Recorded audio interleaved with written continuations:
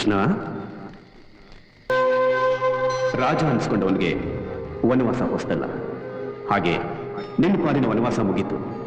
ಆ ತಾಯಿಯ ದಯೆಯಿಂದ ಮತ್ತೆ ನೀನು ಊರಿಗೆ ಬಂದಿದೆಯಾ ಕೃಷ್ಣ. ಈ ಮಣ್ಣಿನ ಶತ್ರುಗಳಿಗೆ ನೀನು ಸಿಡಿಲಾಗಬೇಕು.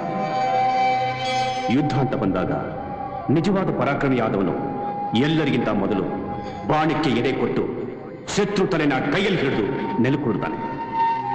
ಇಲ್ಲ, ಎಲ್ಲರಿಗಿಂತ ಕೊನೆಯಲ್ಲಿ ರಕ್ತದ ಮಡುವಿನಲ್ಲಿ ಹೆಜ್ಜೆ ಇಡ್ತಾ ವಿಜಯ ಪತಾಕಿಯನ್ನು ಹಾರಿಸಿ ಕುರುಕ್ಷೇತ್ರದಿಂದ ಆಚೆ ಬರ್ತಾನೆ. ನೀನು ಪರಾಕ್ರಮಿಯಾಗಬೇಕು. ತಾಯಿ ನಾಡಿನ ಋಣ ತೀರಿಸೋ ಇಂಥ ಅವಕಾಶನ ಮನುಷ್ಯ ಬಿಡಬಾರದು.